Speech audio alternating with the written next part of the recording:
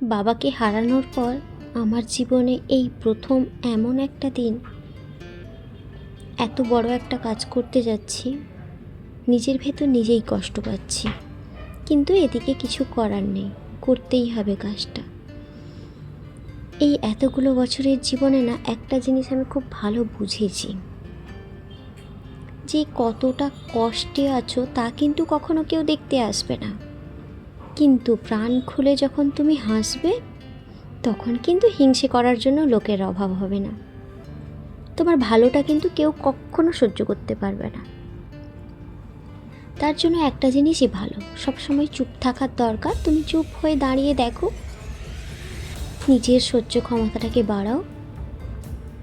ঠিক দেখবে যেই ব্যক্তিটা তোমায় অপমান করছে ঠিক একদিন তোমার পাশে এসে পায়ে দাঁড়াবে, সেই দিন অপেক্ষায় থাকো। আর নিজের ভালো রাখার দায়িত্বটা তো সবসময় নিজেকেই নিতে হয়। নিজের মাথার ওপর ছাতা যখন হারিয়ে যায় না, তখন মেয়েদের মাথার দায়িত্বটা নিজেদেরকেই নিতে হয়। হ্যাঁ, অবশ্যই কিছু কিছু হাজব্যান্ড থাকে যারা খুব ভালো হয়, সেই সব মেয়ে খুব লাকি হয় যে বাবার পরে তারাই একমাত্র এমন একজন মানুষ হয়ে ওঠে, চোখ বন্ধ করে বিশ্বাস করা যায়, ভরসা করা যায়।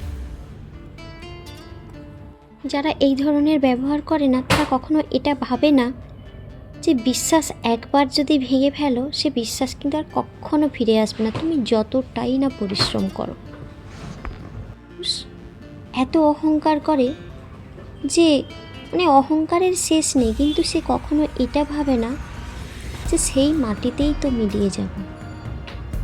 এত অহংকার করে কি হবে? আমিও তো সেই আর 5টা মানুষের মতো, 100টা মানুষের মতো। সবাই যেভাবে মায়ের কোল থেকে জন্ম নেয়, আমিও তো সেইভাবেই জন্ম নিয়েছি, সেই একই রূপে এসেছি। হ্যাঁ, হয়তো কেউ অনেক সুন্দর, কেউ একটু অল্প সুন্দর, কিন্তু রূপ দিয়ে কি সত্যি কিছু হয়? একটা মানুষের কি রূপেই পরিচয় হয়?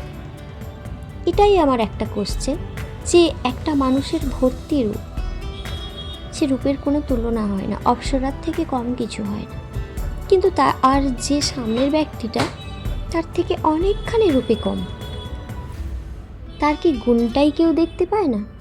তার গুণে কি বিচার হয় না? আমি পার্সোনালি নিজে মনে করি যে সত্যিই রূপ দিয়ে কিছু হয় না। একটা মানুষের পরিচয় তার গুণে, তার ব্যবহারে, তবেই সে আসল মানুষ। সৌন্দর্য দিয়ে কী আর হবে?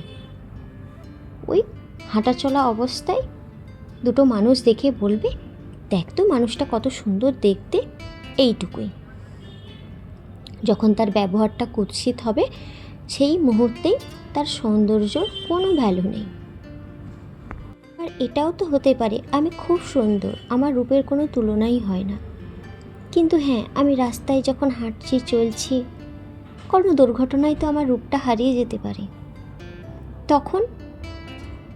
তখন কিন্তু আমি সুন্দর মানুষটা গুণ যদি ভালো হয়ে থাকে, আমার কিন্তু পরিচয় ওই গুণেই হবে। আমি ততটাই সম্মান পাবো যতটা আমি আগে পেয়েছি। তবে গুণের মূল্য আমার কাছে সব থেকে বেশি গুরুত্বপূর্ণ। জীবনে যদি নিজেকে না ভালোবাসি না, অন্য কাউকে বেশি সামনের ব্যক্তিটাকে ভালোবাসি, তাহলে কিন্তু নিজের মূল্য কোনো দিন থাকে না। আগে নিজেকে ভালোবাসা উচিত, তবেই দেখবে সামনের ব্যক্তি, প্রত্যেকটা মানুষও তোমায় কিন্তু মর্যাদা দেবে, ভালোবাসবে। সারা জীবন যদি সবার কথা ভেবেই চলো না, তাহলে নিজের ভ্যালু আর কোথাও থাকবে না। আজকে ভাববে যে আজকের ব্লগটা কেমন ব্লগ তোমাদের সঙ্গে শেয়ার করছি, একরকম দেখাচ্ছি, একরকম বলছি। সত্যি বলতে জীবনে প্রতিটা পদক্ষেপে এমন কিছু কিছু মানুষের ব্যবহার, কথাবার্তা পেয়েছি না, আজকে সকাল থেকে মনটা একদমই ভালো ছিল না। এটা অবশ্য বেশ কয়েকটা দিন আগের ব্লগ তোমাদের সঙ্গে শেয়ার করছি। ওই দিন আমার মানসিক পরিস্থিতিটা ঠিক এই ধরনের ছিল, কোনো ডিসিশন নিতে পারছিলাম না, চিন্তা ভাবনা এক করছিলাম, কাজ করছিলাম এক। জীবনে এমন কিছু কিছু সময় এমন কিছু কিছু জিনিস ঘটে গেছে না, সেগুলোকে না ভুলতে পারছি না। একটা কথাই আছে না, না গিলতে পারছি, না ওগলাতে পারছি। থেকে বেশি কষ্ট হয় একটা জিনিসে, বাইরের মানুষরা অভিনয় করুক, কষ্ট দিক, কথা শোনাক, গায়ে লাগে না।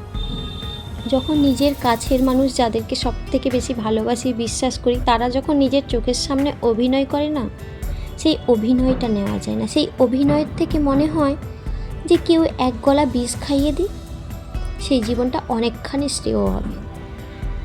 চলো, আজকের দিনটা সত্যিই আমার জন্য খুব একটা খারাপ ডে ছিল, এভাবেই কাটলো, শেয়ার করলাম, আশা করি ভালো লাগবে।